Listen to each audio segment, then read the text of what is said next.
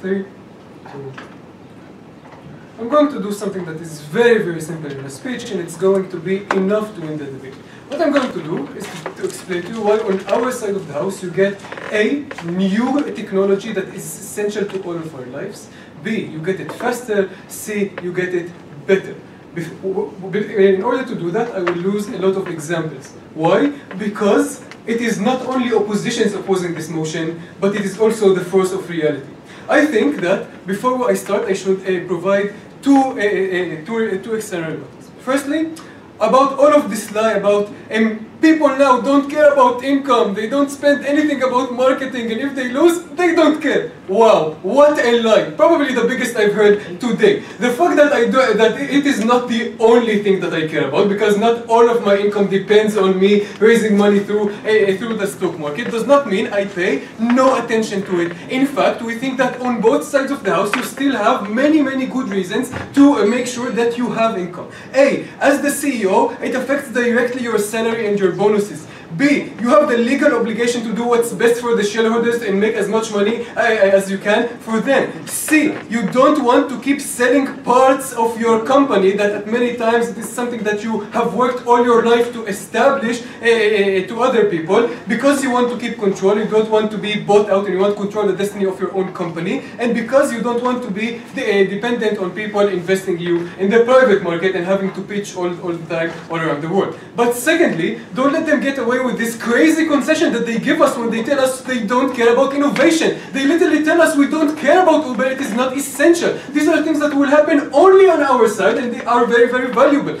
Kiri might not think that taxis are very valuable, but we think they have a huge addition to us as humans. Because we don't think that people all over the globe should still pay a shitload of money for something that is basic as transportation. And note, this was only one example. Don't let them get away with all the other tech that when it is coming to medtech, people are paying with their health and life. And when it is coming for food tech, these are things that are preventing us from feeding people in Africa. We think this is very, very damaging, and an OG cannot get away with it. Let's talk about our case. Why would this bring new tech that will come better and faster to the market? Because we think that on our side, ideas get rewarded, right? If you are innovative, if you are needed, this means that I see in you a potential for growth, right? Why? Because if I am an investor and I look at you, I ask myself, will you grow? What does this actually mean? This means, how needed is this technology to the humankind right now? If this product comes out in 10 years, how used will it be? If this product comes out now, how used will it be? How much is it needed?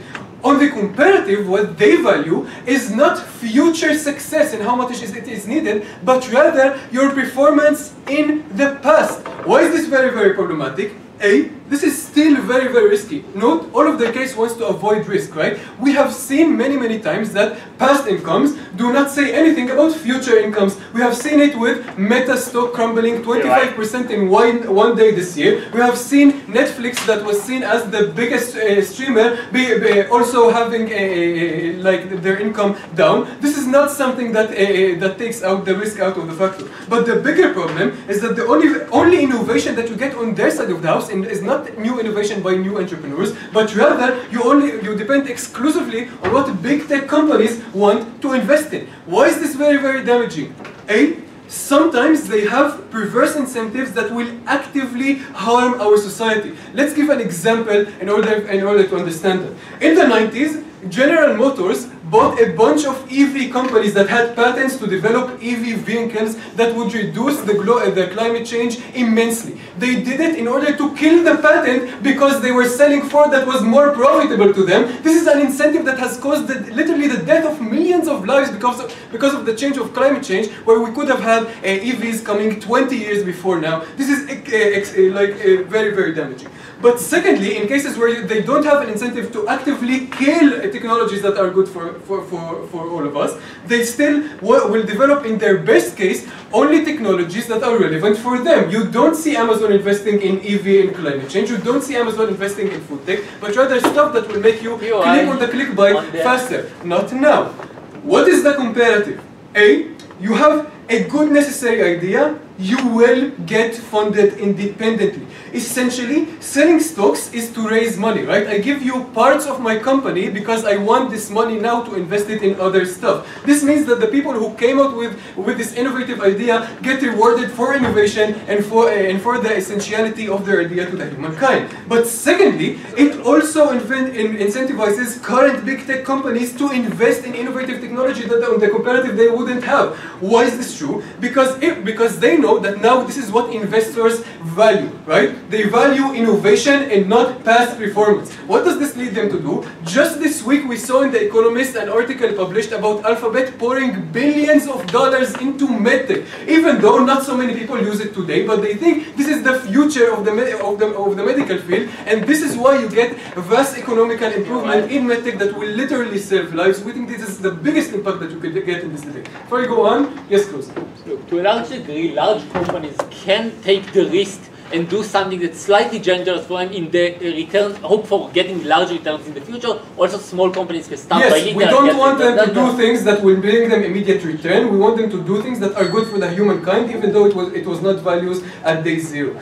Impacts. A. You give more money to the companies. What does it mean? This means that now companies like Lucid Motors have an immense amount of money to invest in R&D and develop batteries for EV that can drive 800 kilometers on only one charge. This is something that will change how people look at the EV sector and will make people drive much more in these cars. Secondly, you get faster to the market. Note, on the most general case of governments that we can give, these tech companies are likely to die, but on the most generous case, these tech companies will raise the money slowly. Note, the impact of raising the money slowly is also immense. Why? Because having an EV patent or a medtech patent waiting on the shelf for 20 years means millions of people have no access for this technology in this meantime, and we lose out on all of this, right? This is still something that is very, very harmful. Every day that Zebra Medical was not on the market is another day that radiologists were making mistakes and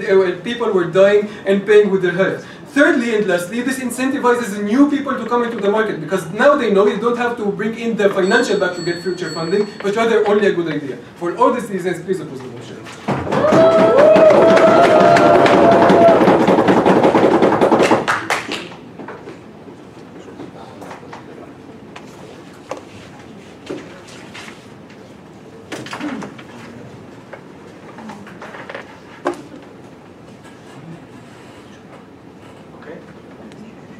I thank the leader of opposition. I'm very happy to call the Deputy Prime Minister. Jeff Leon! Woo!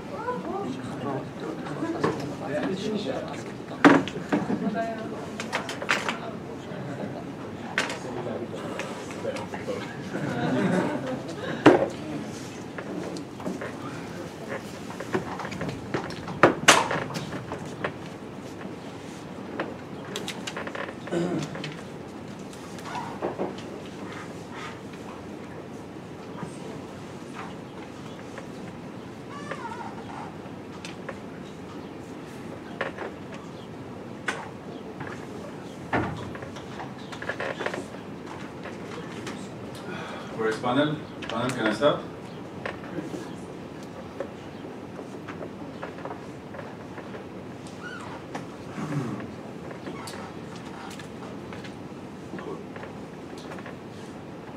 Two points of framing. Firstly, these companies either succeed or fail. We win on both cases. The alternative is more stable, less volatile, and less distortion-filled market. Secondly, we give you structural analysis, less examples. And this, therefore, will be total. I'll talk firstly about innovation, why it is not important, and also why their case doesn't stand. And secondly, I will explain why we get more market distortions, more monopolies, and why this is the most significant harm within the debate. Let's start by that. On innovation. Firstly, they tell us that this is seen many times, that past incomes don't indicate future incomes. Two responses to this. I mean, yes, but debate is a game about comparatives, right? If I am valuing the company on its potential, then surely that is significantly less indicative of my future profits insofar as it is speculative. So on the probability clash here, we still lose a lot more money on their side of the house rather than ours. But secondly, right, even if the probability of failing is like, and this is not indicative whatsoever.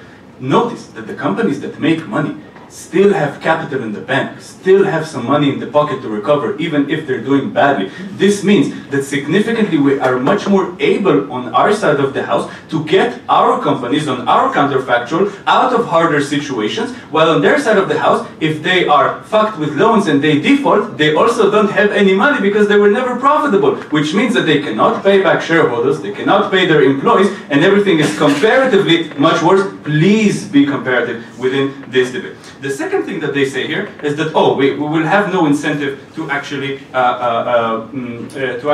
innovate because we get no money. I mean, firstly, there are other ways that you can still get money, right? Your not only alternative is to have an IPO. You can get VC, you can apply for government funding, you can crowdfund. So this makes this point relatively symmetric. How do we beat this symmetry though, right? Because Kiri explains that this is a zero-sum game, and insofar as we can get funding for companies that we show that are much more important and much better on our side, with not creating monopolies, with being better for their workers and for the general society and as a whole, then we win this clash. Now, before that, I want to deal with their attacks on our case, and now I'm getting into, before actually I get into everything else, I also want to explain, even if we narrowly lose the innovation clash, why it's much less important than the monopolies one. I think firstly, it is just not exclusive, right? A lot of companies have other incentives to innovate, right? Google does not do this. However, they have the leading, R&D in AI, and Microsoft is the same, and Apple, it also falls into this category, which means that you need to still be able to innovate in order to make money. This is how this business model works. We just say that their business model is less effective, right? But the second thing that I want to say here is that innovation is not important if it is not accessible, right? Because if we show to you that, and I will show in my point that Kiri already showed and we get no response, that if we get more monopolies, then it doesn't really matter if these companies are more innovative, because even if they make products that are good, they're not going to be a lot more accessible than products that maybe, yes, are a little bit worse, but will cost much less money. So the utility that we'll get from this is much, much higher, right? But the third thing that I want to say here is that speed is not a factor insofar as me getting a little bit better technology, the extent of that is much, much less than me not having a job, for example, or than me losing a lot of money, which is what we get on their side of the house and they don't do, right? Why do we actually get these things? And now I'm getting on to my monopolization. But before that, Tal, Aeyal? Not yet, so. Sure. Monopolization, right? What we explained to you is that if this yes. We think there is competition law on both sides of the house, so we don't think that you have more monopolies on your side, and even if you still don't solve the problem because they still have the same interest to make monopoly. We think that firstly these laws are very, very slow and bureaucratic. They do not make it in time to actually stop the competition. Note that this is a regrets motion. This has already happened insofar as a lot of these companies have taken huge market shares, and we have not been able to stop it whatsoever, because once this business model has entered the market, we did not actually do this. But secondly, even if there is a potential to not stop these things from happening, we say that it is very, very bad. Why? Because we show to you that insofar as these companies can afford to get a lot of investment from VC, etc., that does not go to actually profitable firms, then what we get is firms that are able to lower their prices and to gain more market share. This in turn makes a monopoly, because right now they are much more able to firstly raise the prices back. Secondly, we know monopolies are extremely bad for innovation. So we also flip their claim about, like, why would they have an incentive to do so? But thirdly, they're just very, very bad for the entire population. Now, why is this the most important? Because A, it is irreversible. Notice, once this happens, even if it is controllable, it is very, very hard to go back from it. Now, they're probably going to tell us, oh, but they can just, people will enter the market again if they lower the prices. But notice, Kiri already told you that we can raise the prices back. But secondly, we can raise these companies can raise the entry barriers to actual new companies. Because firstly, there's customer loyalty, which makes it very, very difficult for other companies to enter once there is a monopoly within this market. But secondly, they can lobby for more harder entry barriers like government regulation, and it is unclear to me why these companies with so much power in the political sphere cannot do that and fight the anti-monopoly laws that Tal talks about instead of doing our alternative, which is just get better conditions for themselves. The government also has an incentive to cooperate with them, right? We say this is also the most important thing within this debate, right? Because when people lose their jobs, for example, because Uber pays a shit amount to its workers because it needs to pay shareholder tax, then we lose out the little guy. We lose out the people within these companies who are working for them. But worse than that, we lose the quality of life of so many people all around the world who are now dependent on the vast market distortion that these companies do, on the higher prices that they give us, on the jobs that they are actively taking away from us, and these people have no alternative and nowhere to go. Very proud to propose.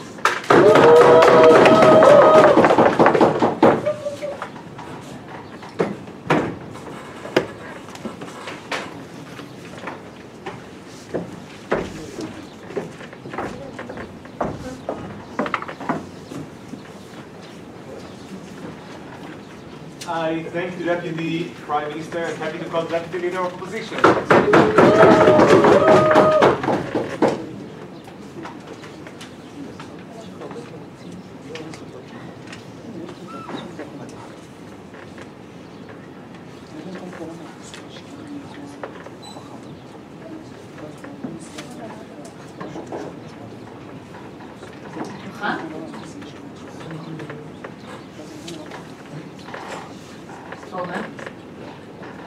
Omer, אני רוצה לכם. 3, 2, 1. I'm willing to admit that on our side of the house, we're going to have a lot of Sentinel 2s, 3s, 4s up until 100, and I think about 99 of them are probably going to fail. I still think that on our side of the house, you're going to have a lot more people willing to take the risk of trying to create Sentinel 58, and that I think it's still important that they take that risk, but also that it's important that they keep taking that risk and that they stay as a startup and are willing to take the risk to grow instead of selling themselves out to Sentinel 1 the moment where it becomes risky or they don't get enough investors or they don't get enough people on their platform in a short time. Before I'm going to do that, a couple of points of rebuttal. 1. I did not expect OG to run on monopolies, but I think in the sense that we're talking about startups, it takes an insane amount of time for a startup to become an entire dominant monopoly. And I think the moment where they want to run on these companies are going to fail and people are going to lose their money, and they want to run on these companies are going to be great and they're going to be a monopoly, I think that's kind of contradictory in their own case. So I don't think that I can rebut both of them because they do that themselves. The second thing I want to rebut then is market distortion and volatility. Because I know a lot of teams scream like, oh, the market will be volatile and that's bad, without actually analyzing how that works, right? Because it's a magic word in a debate. Let's analyze how this works. 1. They run themselves on the idea that probably if companies don't get investors, they have money in the bank, and then they'll be fine, right? Especially startups. I'm not sure why like a guy who just tries after the army to create a new algorithm to get better endpoint security for cyber things has insane amounts of money in the bank. But I do think that if this is true for like the person trying to create a new startup, this is probably also true for the individual that tries to invest in that startup. So probably, especially if your stocks are moderately diversified, even if your company fails and you have invested in their stocks, you won't entirely be bankrupt, specifically if the largest part of the investment comes from the venture capital. The third thing then that I think is speculation is that I don't think that growth comes out of nowhere, right? Because they treat growth as some like weird idea that is entirely fake. But I think that venture capitals who estimate the growth ability and thereby like put them on the public market and say this is the amount of times or the kind of growth we expect from them and that kind of accumulates, that is the kind of growth we're talking about, and that is probably based on the innovation of how good that new algorithm is that they're trying to bring on the market, or the potential that it has to grow up into an actual company. Those things I think are still important and are not entirely taken out of thin air. The comparative is whether we want people to approve and actually use that platform and show that growth, or whether we can estimate farther in the future and then show that growth. Why do I think that then that's therefore important, and that even though on our side we have more speculation, I think that speculation based on growth is good? One, OG kind of just assumes that everyone is willing to try a startup because it's so fun, and thereby we will still create some form of opposition. We just want them to prove themselves before they do it. I think that's wrong. I think a lot of, especially for tech companies, it takes time to develop your algorithm into such an extent or to be compatible on a platform that it actually is useful for either other companies or other users to work with that. It takes money in order to invest in it and create that further. It takes your time and dedication, which is what you can't spend into an income, to do so. It is hard to do such things. It is probably going to be a struggle. That means that the moment where you have to wait for people to invest in you, or where you have to wait for people to try out your stuff up until it is actually proven to work, a lot of people probably don't want to try and take that risk because it's hard and the market is hardly profitable. Why do I think this is so important? As in, why do I think it is important that people actually get a huge sum of money at the beginning and then get that incentive to try, even though their algorithm or even though their company hasn't proven to work yet? One, you can ask me, oh, but why then they don't just want to walk to SentinelOne and start working in DevTech and then try there, right? Because I don't think that companies actually have the incentive to be entirely new and innovating. They have an incentive to be moderately new to the existing platform that they have already built, but they don't want to be entirely disruptive to their own system because they've invested a lot in the system that worked for them beforehand, but also because if they let other companies do that, it's going to be a direct opposition to them, right? And I can't tell all the companies that they've invested in or all the people that they're helping already, yo guys, we're going to change our entire platform, our entire base in which we're going to do that, so you're going to have huge system changes. I don't think they do that. So that means that actual genuine change and innovation comes from, say, other companies who do this. Second point, why do I think that it is important that companies get that incentive or get the huge amounts of money from their investors and venture capitals the moment where they are speculated to grow very fast or people think that they're going to be very innovative? One, I think that being a startup is hard for all the reasons I already said. It's probably also really insecure. At some point you're going to be moderately successful or people think you're going to grow. It's very attractive for SentinelOne to then buy, say, for example, company Dovzhenko 2, the moment where they're going to be scared that otherwise that company could be in any form competitive to them if they let it grow more or stay on the market. If we do this on the amount of users that it has, and that company needs to have more time, but SentinelOne is smart and it already saw that the company has huge potential, but they still have low user base, which is likely the scenario, they're going to take that over and the company is probably going to sell it towards them because they don't know how much more users they're going to get in the short term. That means they don't know how much investments they're going to get from other people. That means that they don't know how much their funding is secure. I think on our side of the house, because they are based on the possibility of their growth and because they're based on the speculation of the market, there's a larger incentive for people to actually try and take the risk and stay their company or make their company independent because they have seen or because they're being evaluated as one of the main competitors that can actually take on the big guys. I think that that is important because that is what it takes to create entirely new systems other than just being a soft feature of SentinelOne for future. Before I continue, closing. This motion talks about public companies too. OG said that it affects somewhat private companies, but early stage startup doesn't have to oblige with this kind of narrative within society. They will get the investments in something different than this motion. Right, but this is entirely on the assumption of that growth. This is why I said where does growth come from, right? The extent to which you grow isn't the amount of users you have, because then the motion doesn't exist. If the extent to which you grow is based on how much users you had and that's how you're speculated on the market, that's on Gov's side. I think growth in this sense is how much you are, say, evaluated to probably grow in the future because of how innovating you are, because how likely you are to exceed in the far future, despite the fact that it's probably not going to benefit anyone, I don't know, in the next 2 years. That is the comparative that we're talking about here. That's also the comparative where we're probably going to value you high, or other companies who are also going to buy your stocks are going to value you high because they think you could be that big competitor and because they want to secure more money for even, say, your round B or your round C in terms of actually developing yourself. Some of these companies are going to fail. That's really sad. I think that there are many companies that say we'll try and fail. I don't think that investors always have all their money in one. That's fine. But I think the benefits we get on our side is that it's a larger likelihood that companies will try and that there will be some companies that succeed and instead of bail out first or not even try at all. That's important for all the reasons of innovation that Omar already told you, on getting the economy further, on like creating better systems of taxi driving, or even creating better securities for airport. For all these reasons, I'm very proud to oppose.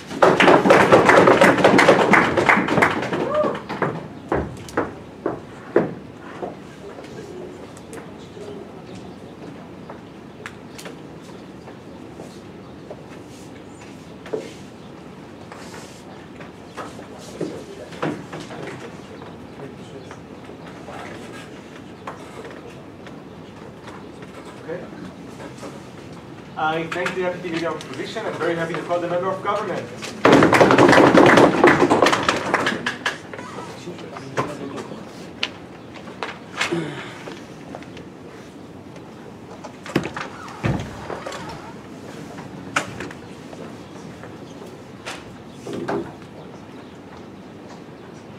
I don't know if you care, but you're not in frame, I think.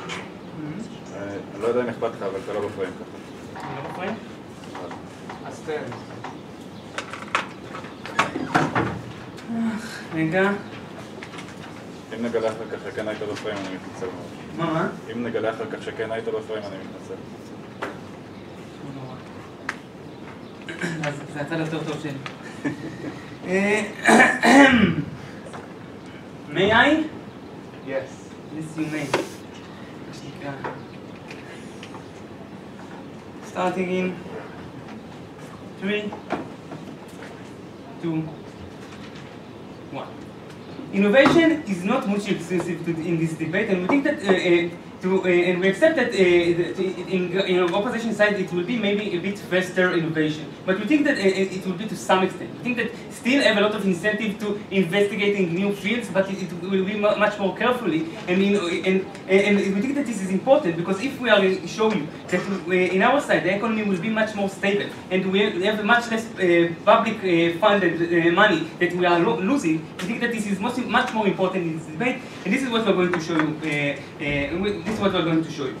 What we're going to do, we expect, open the government say that the investors are, that companies will act bad because they have a lot of things, because they will invest in advertising and things like this, and opening opposition tell them that this is not the more likely way that it actually will look like. And I'm going actually to explain why actually all the public, VCs and etc. don't have the ability to know what is actually going to succeed and what is actually going to be a good investment, and secondly why the company are actually working in a mass way only, although it is not in their incentive when this is the world that we are talking about. So let's go into the point. I think the rebuttal will be integrated. So why eventually the VCs and all of those funds, hedge funds are actually don't have the ability to know what actually will work? First, they not have a lot of the time all the data, all of the data. First, because the companies itself don't have the interest to public the bad information, they will public something that is much more ambiguous and something that you can make to a prototype that seems that is doing what is going, that is in the right way, but although that the company know that it will take years in order to actually do it, they will show that it will something that will take only 1 year or a bit less. So this is the first thing. More than this, there is a lot of competition between the VCs themselves and the hedge fund and all of those things. Why? Because if you're not the first one that investing in those companies, you are actually losing money. Because if I'm going to, because if someone else will will be the first that invest in something that will succeed, and there is a chance that something will succeed, but you don't know what. But you're waiting for you to be the one that will eventually the one you will be the one. So that miss the good investment. This is a kind of a race that they push those VC to ignore bad signals, to ignore don't have a lot of information in order just to make sure that they are the first that are going to invest in those companies. And Yes, so eventually they are looking on the potential, but and in our side, it's much more likely that they will eventually need to look on the numbers itself, because now you don't have the ability to look on, you're not looking only on the potential, you're actually looking if they are actually profitable. This is mean that you must do like give much more look on the books, on the numbers of the companies, and if they're actually profitable, and etc. Why? Last thing about this, we think that eventually there are a lot of markets that aren't exist. For instance, WeWork that was just invented. It sounds like a great idea. There's something that can, and the numbers of the company was billions of dollars. But after a few years, it was we understand that it's not actually that big company, and eventually the company was collapsed. Why? And we think that this is happening because you don't have the ability to, and it's much more harder for you to value how much feasible is the idea, and how much is there is something behind it, and how much time it will take to make these things. This is all mean that you are investing without carefully, not carefully. In our side, because you have all the incentive to make only things that are profitable, you will do it much more carefully. Again, we accept that we will lose some invention in a matter of the time, but we think that is a good thing. It's good thing. Before continuing, open it. Sinchi's case is basically people will lie. Completely ignore the reality. Okay, I had a lot of other things that I said. This was the first thing, maybe, and I had other things. No. So why companies will actually work in a messed way? Yes, this is the second point.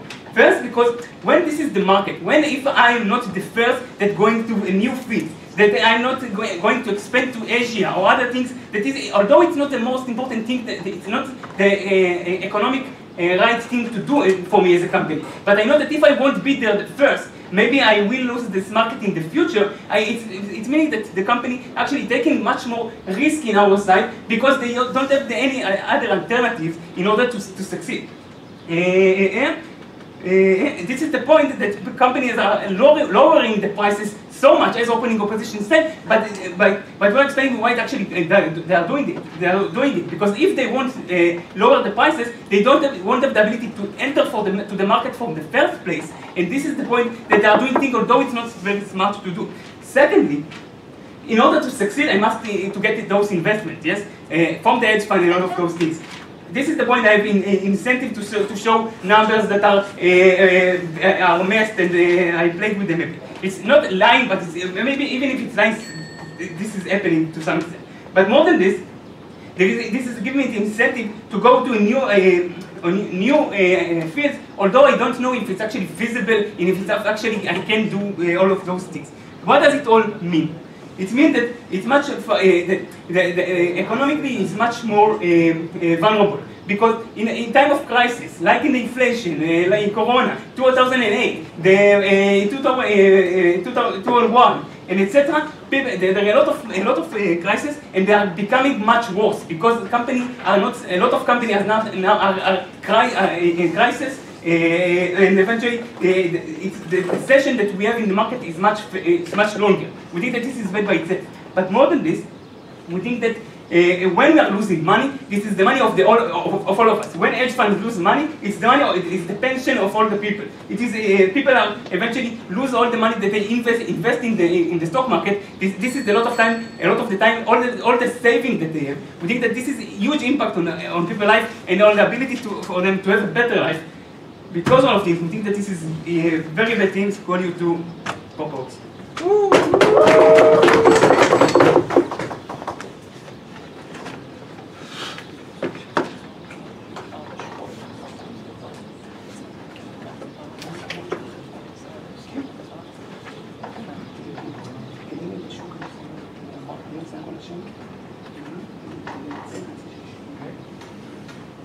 I thank the member of government. Very happy to call the member of opposition to continue the debate.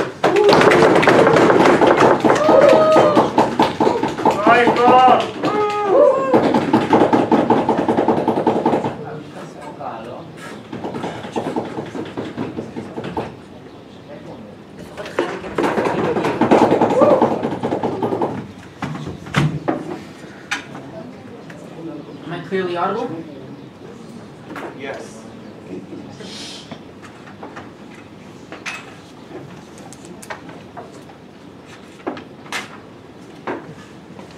I will begin my speech in 3, 2, 1. Opening opposition proved to you a benefit to the economy, but we don't know why we care about this. Where are the people who benefit? So we're going to explain why we get better trickle-down profits from publicly traded companies. Okay, they have innovation, but how will we against that? First of all, let's do a rebuttal to side government on why do investors care about growth in the status quo. We think that them skipping this means that all of their analysis is pretty uncomparative. Look, on our side, people still invest in profits and they still care about it. Growth is merely a placeholder for profits in the future, and we think that the future is relevant. Note, this is always true outside of tech as well. When Pixar made Toy Story, they had got lots of investments because lots of toys can be made from Toy Story. But after they made Up, their value dropped because people thought, how can you make toys from Up? And then everyone watched Up and loved Up, and Pixar's values shot back up. But it means that investors are constantly trying to predict what the value of things will be in the future, because that's how you make profit, not just on the margins, but in the long term. This is specifically true in tech, because tech's value as an idea comes along before its profits. Tech needs to be developed for years or decades before it becomes valuable, before it provides enough for people to justify shelling out a lot of money for it. This engages well with all of the economic problems that governments show us. But now let's talk about our positive analysis on the benefit to the economy. Why do we get better trickle-down profits from publicly traded companies than from private companies? First of all, we just think that there's a lot of money in tech. We think that the mama companies are 5 of the biggest companies currently traded, and none of them existed 20 years ago. Well, Microsoft kind of, whatever. They barely existed 20 years ago. What is the idea behind public trading? We get a regulated free market where we allow every investor to invest, therefore getting more access to investors to get to companies, and we give companies more access to investors. The comparative is private trading. Private trading benefits those who are connected, who know who they can approach, and who know specifically how to talk in the kind of lingo that big venture capitalists believe. We want more public trading and less private trading. Why? We think that public trading is more accountable. There's more information that people are forced to share. We think that it is more competitive. There are more regulations ensuring competitions, preventing nepotism. We think that there's a legally established accountability on CEOs to their shareholders, which means that the CEOs don't get to go wild and do what they want. Consumers have the ability to pressure publicly known shareholders. For example, if my pension investment arm is invested in dirty oil, I can tell them, stop this, invest in green energy, or I switch. We think that, importantly, many investors are public bodies. We're talking about banks, pension funds, personal investment funds where people use their excess money, or state investment arms who try to keep the economy running as well as possible. Under the motion, these players cannot invest in tech innovations. Why? Because these companies, because these arms are legally accountable to the people invested in them, so that they have to be able to report to them on everything they're doing. We think that this is a problem because they invest in established companies with established profit margins, and therefore a stock value that very clearly represents the real world profits. There's very little room for surprise or for additional profits. If I invest in Google and Microsoft, that's safe, but I won't make anything significant compared to how the market changes. What is the comparative? People who invest in private corporations are the super rich and their representatives. People with personal connections, vulture funds. This is horrible in our eyes. We think that, first of all, we create more of an interest and for these tech companies to remain private. They don't have access to extra funds by proving their growth on the public market, and we change their entire decision-making calculus to try and appeal to the desires of these rich stockholders. What is the impact of this? A few things. First of all, we think that these companies are worse, that they're less accountable. We think that they're less focused on how to give the best products to their consumers and prove growth, and more focused on how they can prove some unique trick in the market that they can do to the investors that will invest. A lot to the private investors that will invest. A lot of them. We also think that just the more of the innovative tech that is held in private corporations is tech that is not held in public corporations. This means it does not pay dividends to all of the citizens invested indirectly in it. It means that these investing arms are poorer compared to the vulture capitalists because my pension cannot have the significant benefits that unicorns occasionally give, while the private funds that they compete against can do this. We think that it means that these investment arms are more able to affect the market and take more of the profits from it, meaning that in the longer term we have a continued harm to the publicly beneficial funds. Before I continue, POI opening. Why is the comparative private trading and public trading using a different metric for valuation? We think that a corporation that is unable to show profits, like you said that Uber are unable to, cannot publicly trade because they cannot show profits and so they cannot get growth, but they can persuade people in the private realm to do this because you do not change that under the motion. Let's talk quickly about why we want tech to be future and consumer oriented in order to stand independently from our top half against governments. No, top half talk about innovation, but they don't explain they don't say anything past innovation is good because it helps people. We specifically need tech to be future oriented. Why? Because innovation exists to solve problems that people didn't yet know they had, and because oftentimes innovation in tech requires us to think decades into the future. Oftentimes we need to think what is required to be developed, to be invented in order for a certain benefit to be accrued. Until I'm able to prove that there is desire for this, that there is a growth market for this, I am unable to get any investment in this future trading. But we also think that there is less of a focus on consumers. How do we think this looks? We think that firstly it looks in terms as pace of adoption. If I invent something good, and in order to get investment, I need to show that many people use it, I want people to adopt it as soon as possible and in large quantities. I have 100,000 people adopt, I can do an IPO. I have 1 million people adopt, I can do a second sale of stock.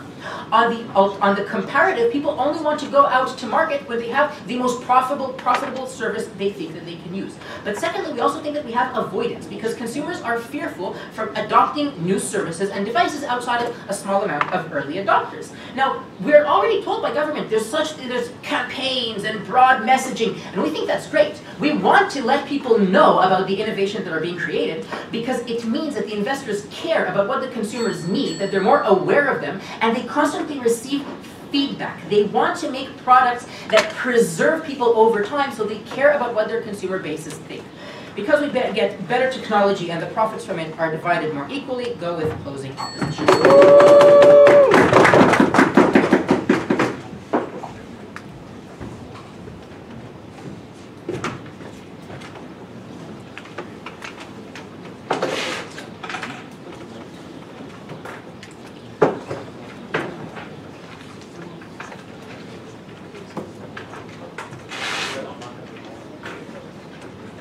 I thank the member of opposition, and to sum up the government side, I'm very happy to call the government weak.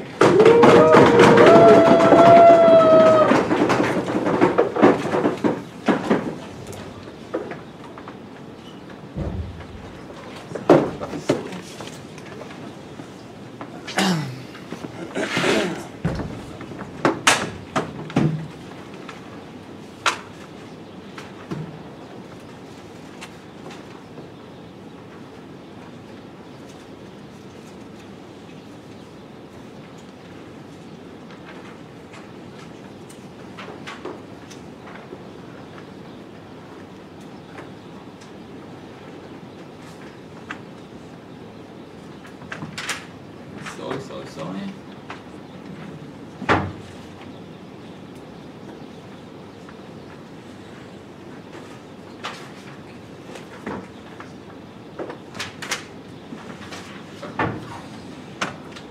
Okay.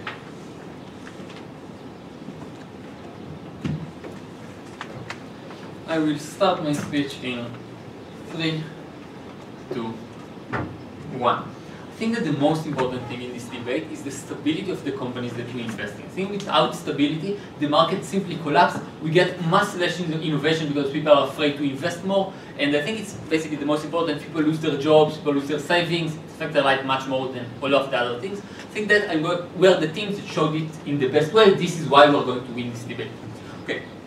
what I'm going to do in my speech, I'm going to say a little bit more what we showed you in this debate, why it's different than what OG told you, then attack opposition on their case, show what is the most important. Let's before that speak a little bit about CO.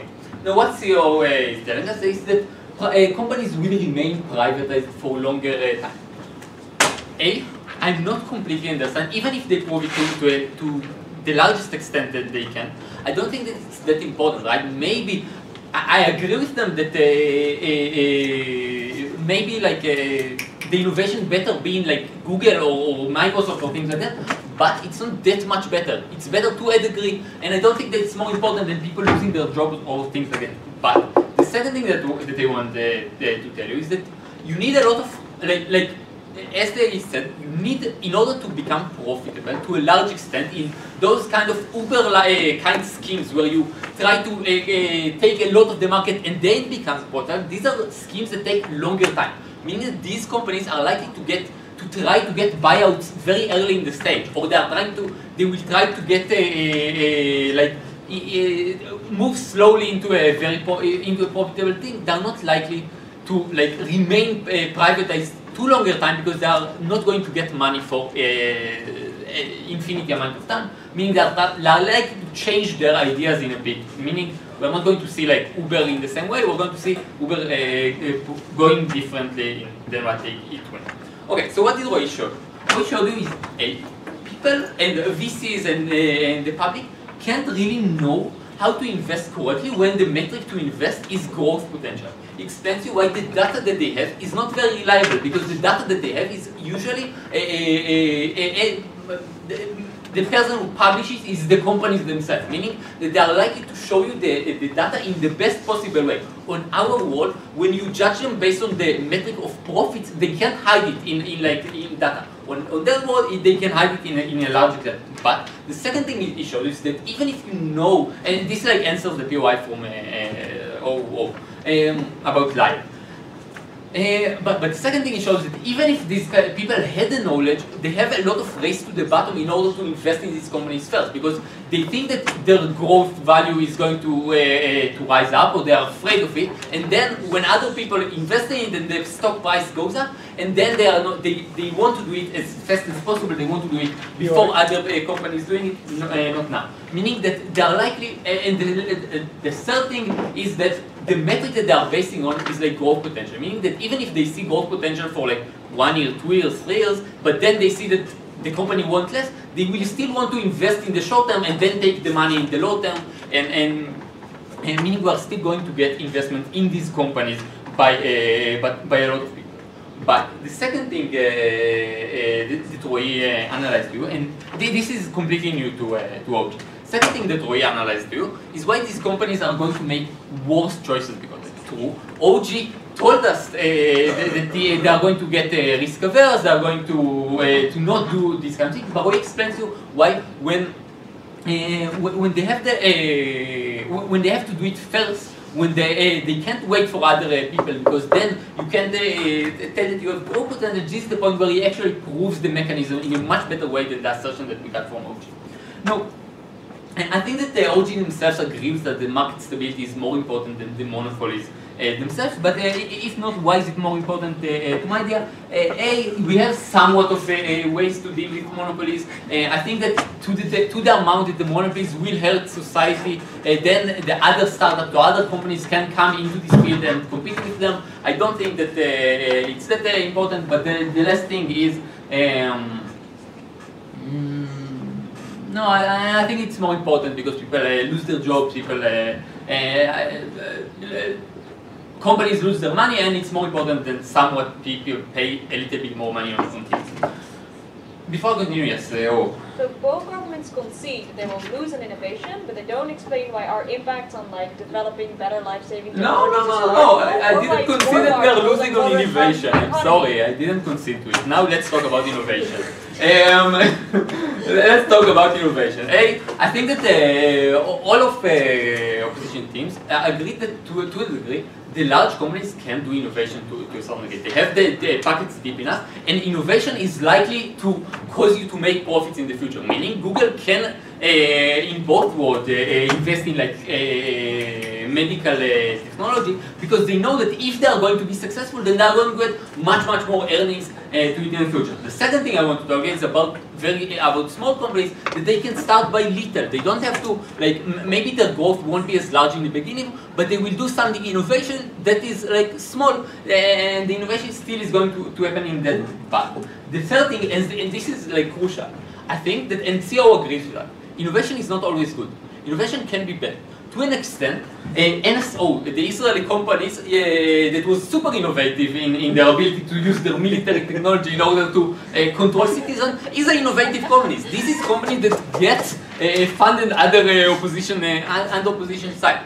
On our side, when the larger companies are more likely to do the innovation, the larger companies have much more public scrutiny than the society, meaning that, as CEO said, we much prefer the innovation to come into the large companies, even if it's going to be slightly bit slower. Now, why is stability more important than innovation? I think that when crises always happen, like to a degree, somewhat of crisis happen, even in the large scale, where let's say there is a war in some place, or in a certain field where there is supply chain delay, or into a specific company when it gets some more of competition. Now, when you don't have the stability, then the companies that you didn't know to invest in to begin with, these are the companies that are going to collapse more. These are the companies that are going to get to fire people and to do and to make a lot of people lose money. But to a larger extent, whenever this kind of thing happens, it makes people to invest in much more solid things like oil, things like real estate, that the innovation that government wants never comes from them to begin with. Meaning that eventually we will get more innovation on our side because of stability, that is more important than innovation is. Call it two.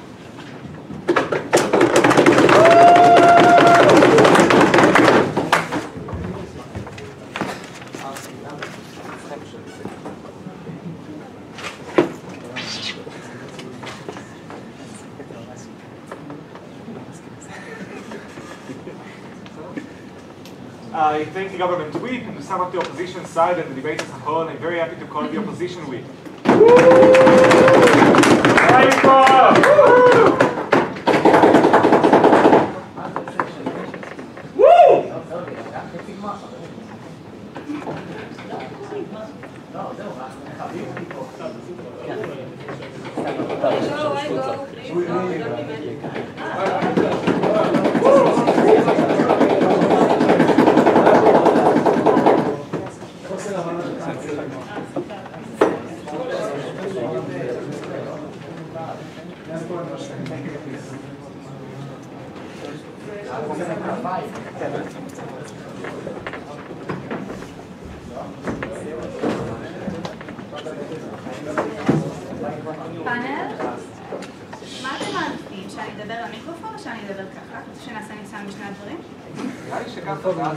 כן, אתם שומעים אותי מספיק טוב, כל הפאנל?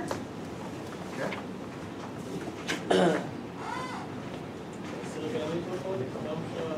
יכולה לעשות רגע למיקרופון, נראה לי שהוא מאוד חזק. איך זה ככה? זה גם בסדר. אם אני חייב לי, מרגיש לי לא טבעי. סבבה. עידו, אני סומכת עליך שתערוך יפה, כן? כל הדבר. אני לא עובד. לא, עידו וולף, לא קוקו. אני באה לך. אייל, תביא לי את הדף על המשנה. דווקא עלינו? רק את האדום. עשו אותו בדרך. רק את האדום, הכי גרוע. עם כל הריבטני.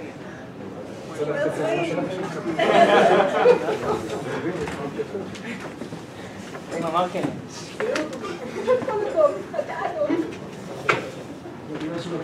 לא קשור.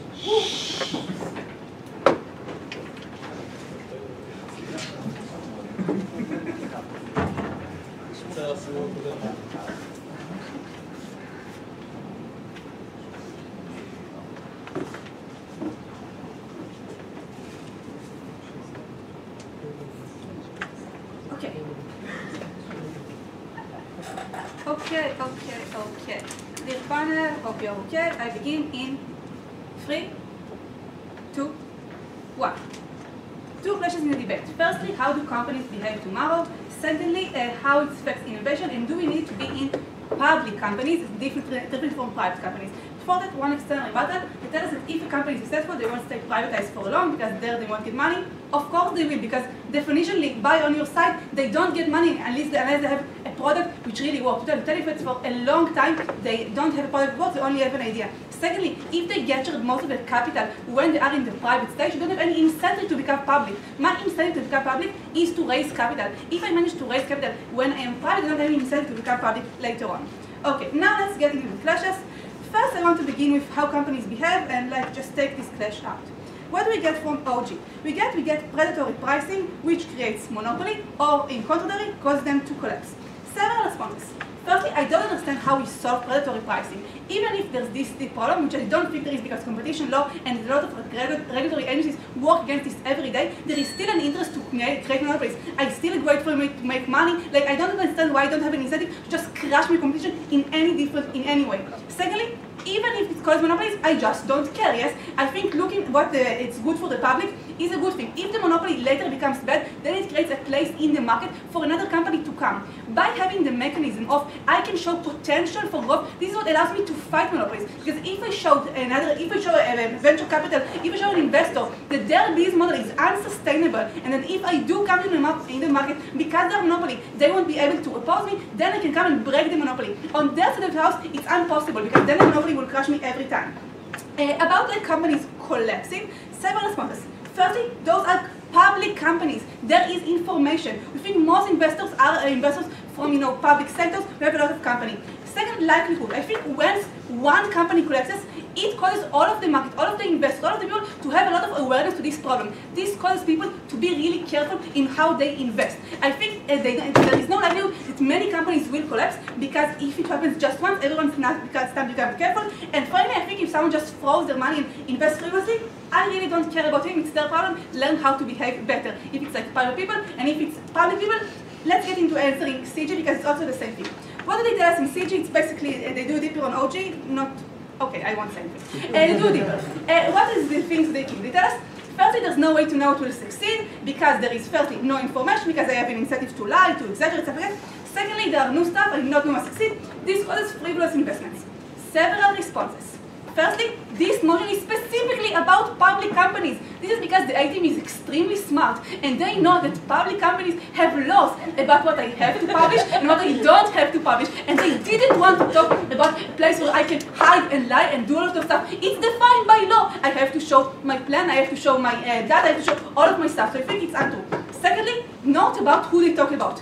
Venture capitalists. There are two things in this name. Venture and capital. They have one job, only one job, to look at the venture and the capital, which means they sit all day, every day, all year and look at the chance, the risk. Do they think they will grow, not grow? If they invest in many companies and there is a big failure, they will lose their job, they will look like people are stupid, no one wants to hire them tomorrow, and they won't get any bonuses. Therefore, they take many steps to go against this problem by, for example, varying their investment. Because there are big venture capitalists, they invest in many companies, so if one collapses, no big harm. Secondly, by doing a lot of checks, they can demand stuff from the companies. Show me your data, show me your stuff, let me join your staff as someone who knows and observes and stuff like that. They have many mechanisms to make safety and create all of those things. This is literally the only job, the only thing they are paid for. So I don't think this is a problem at all. I think, sadly, both governments are out of this at this point.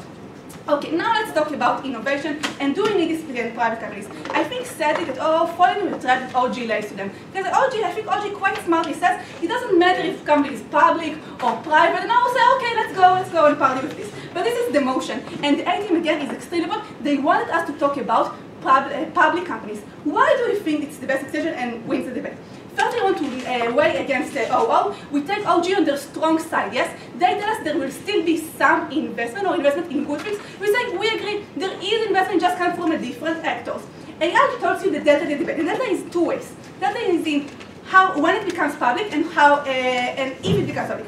Why is this important? I think there is still investment in stuff that are clearly innovative and good for society. All of the stuff that OO talks about, yes, stuff like medical advancement, stuff that are clearly good, they will still be able to invest in them because people are not stupid. They know there is a status for profit. There are many private people and companies who invest and they want to get these profits. So they do invest in innovation and do this stuff.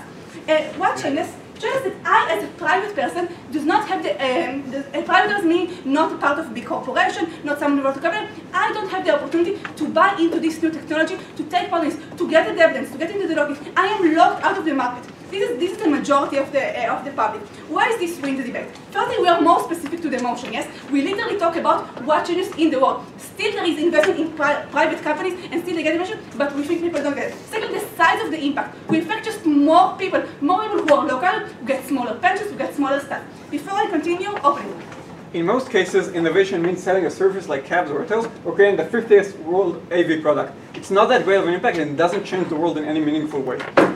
Let's talk about different kinds of innovation, because I think this is an extremely important as well. What does Abramovich talk about? Abramovich talks about there are two kinds of innovation. One is extremely clear, what do I want tomorrow, which is obvious because it happens anyway. If it's clear that it's like new heart medicine, people will pay for cancer medicine, it's new transplantation stuff. But there are other types of innovation who are less clear, where I need to convince people they want. Why? Because I don't know I need this. And sometimes they oppose it because it causes them to change. There are a lot of forces in my status quo bias and something really not want to.